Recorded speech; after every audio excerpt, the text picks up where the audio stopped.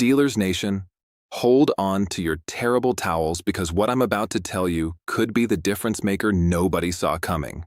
The playoffs are here, and the Steelers just made a roster move that might not be all over ESPN but could absolutely change everything when it matters most. We're talking January football, we're talking playoff intensity, and we're talking about the kind of depth that wins championships.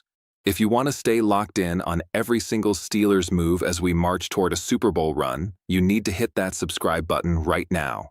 This is where real Steelers fans get their news, and trust me, you don't want to miss a single update.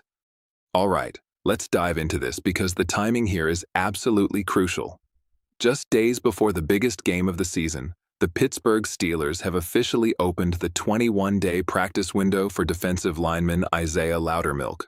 Now, some of you might be thinking, okay, who exactly is this guy and why does it matter? Well, let me tell you, this move tells us everything about where Mike Tomlin's head is at right now. This coaching staff isn't just thinking about Monday night against Houston. They're thinking 2 games ahead, 3 games ahead. They're thinking about hoisting the Lombardi Trophy, and that requires depth, fresh bodies, and players who can step up when it counts. So let's rewind for a second and talk about Isaiah Loudermilk.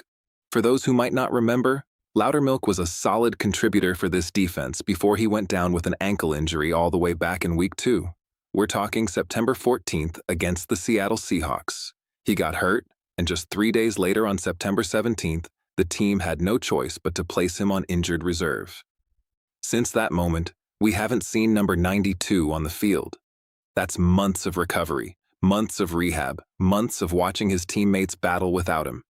But now, right when the stakes are at their absolute highest, the Steelers are bringing him back into the fold. Here's what you need to understand about how this works. When a team opens a 21-day practice window, they're basically saying, we think this player can help us win football games. The clock starts ticking. The team has 3 weeks to decide whether to activate him to the 53-man roster or shut him down for the season. And with the playoffs already underway, this deadline becomes even more critical. If the Steelers don't activate Loudermilk by January 30th, his season is done. But the fact that they're even considering this right now tells you everything. Mike Tomlin doesn't waste practice reps. He doesn't bring guys back just for fun. If Loudermilk is getting practice time, it's because this coaching staff sees a role for him in their playoff push. Now let's talk about why this defensive line needs all the help it can get, even though the numbers at the end of the season looked absolutely dominant. Yes, Cameron Hayward has been an absolute monster this year. The man is playing like he's still in his prime, putting together an all-pro caliber season at his age. But here's the reality. Outside of Cam, this defensive line has been battling injuries all season long. Daniel Archibald went down early. Dean Lowry, same story. Injured reserve way earlier than anyone wanted. Rookie Logan Lee had his struggles. And even though Derek Harmon stepped up huge down the stretch, missing multiple games throughout the year, this unit has been held together with duct tape and sheer willpower. But something magical happened in December. Once this defensive line finally got healthy and found some continuity, they became absolutely unstoppable against the run. Over the final 4 weeks of the regular season, the Steelers allowed just 73.3 rushing yards per game. Let me repeat that. 73 yards per game on the ground. That is elite. That is championship-level defense. That is the kind of dominance that wins playoff football games. And now, just imagine what happens when you add another fresh, healthy body into that rotation. Imagine what happens when Cameron Hayward doesn't have to play 70 snaps in a playoff game because you've got Loudermilk spelling him for 10 or 15 plays. That's the difference between being gassed in the 4th quarter and making the game-sealing sack. Let's be completely honest here. Steelers Nation. Isaiah Loudermilk is not coming back to be a Pro Bowler.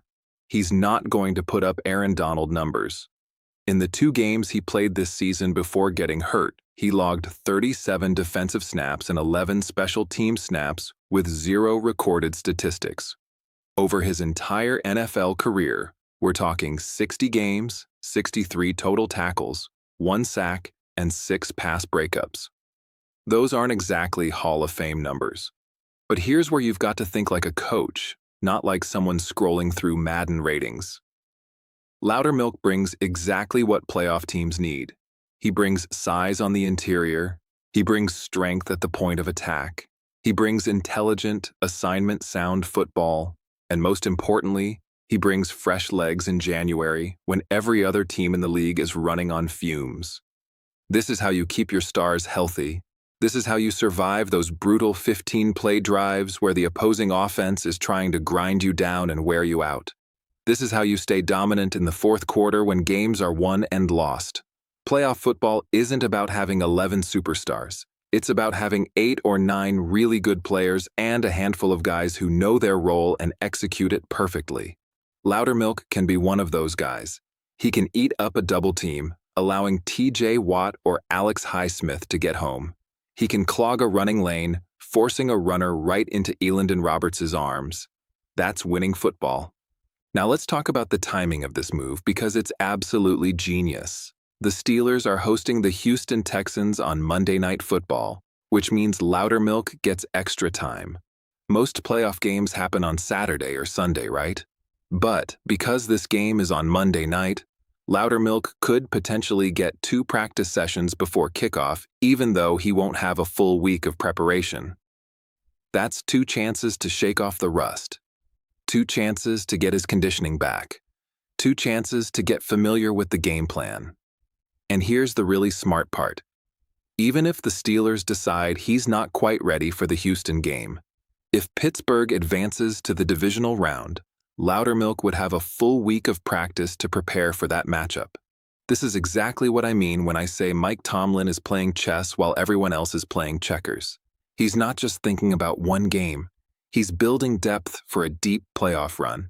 And speaking of that Houston game, let's talk about what's really at stake here. This isn't just another playoff game, Steelers Nation. This is the first home playoff game at Acrisure Stadium in 5 years. 5 years. The last time the Steelers hosted a playoff game at home, it was that absolute nightmare against Cleveland where the team fell behind by 4 touchdowns in the first quarter. Nobody wants to remember that game. But here's an even more painful stat. The last time Pittsburgh actually won a home playoff game was January 8th, 2017. That's nearly 8 years ago. And it gets worse. The Steelers haven't won any playoff game, home or road, since January 15th, 2017. That's 6 straight postseason losses. 6. For a franchise with the history and tradition of the Pittsburgh Steelers, that is unacceptable. This organization is built on championships. This fan base expects January football to mean something. And this current locker room knows that the weight of that drought is sitting squarely on their shoulders. But here's where things get really interesting, and this is where I want you to feel the electricity that's about to happen Monday night. The Pittsburgh Steelers have won 23 consecutive home games on Monday Night Football. 23 in a row. This isn't just a fun stat. This is a genuine home field advantage that defies logic. There's something magical about the black and gold under the lights at Acrisure Stadium on a Monday night. The crowd is absolutely deafening. The energy is off the charts. Opposing teams come into that building and they can feel the history, they can feel the tradition, and they can feel the pressure. And now you're adding playoff intensity to that equation? The Texans are walking into a buzzsaw. Now don't get me wrong, Houston is legit. They're coming in riding a 9-game winning streak. Their defense is absolutely ferocious. Will Anderson Jr. and Danielle Hunter are game wreckers off the edge. But let's talk about the Steelers for a second. This team finished 10-7, won 4 of their last 5 games, and captured the AFC North Championship. This isn't a team that's limping into the playoffs. This is a team that's peaking at exactly the right time. The offense has found its rhythm with Russell Wilson under center. The defense is playing lights out against the run. Special teams have been solid. All the pieces are coming together right when it matters most. And this is why the Isaiah Loudermilk move is so critical. When you're building towards something special, When you're trying to end a 6-game playoff losing streak, when you're trying to bring a Lombardi trophy back to Pittsburgh, you need every single advantage you can get. You need your stars playing at an elite level, absolutely. But you also need your depth players ready to step up when called upon. You need guys who have been waiting for their moment, hungry to contribute, ready to lay it all on the line for their teammates. That's what Loudermilk represents. He's not the headline. He's not the guy everyone's talking about on national television. But he could be the guy who gives Cameron Hayward a breather on 3rd and 2, allowing Cam to be fresh for 3rd and 8 later in the drive. He could be the guy who makes one crucial stop that changes field position. He could be the guy who helps this defensive line stay dominant deep into the 4th quarter of a tight playoff game. Think about the biggest playoff games in Steelers history. How many of them were won by household names making spectacular plays? Sure, plenty. But how many were won by role players stepping up in critical moments? By guys making the dirty plays in the trenches that don't show up on the highlight reel but absolutely determine the outcome? That's what playoff football is really about. It's about toughness, physicality, assignment soundness, and depth. The team that can roll fresh bodies into the game in the 4th quarter usually wins. The team that can survive an injury mid-game because they have a capable backup usually wins. The team that trusts their entire roster, not just their starting 11, usually wins. Mike Tomlin understands this better than almost any coach in football. The man has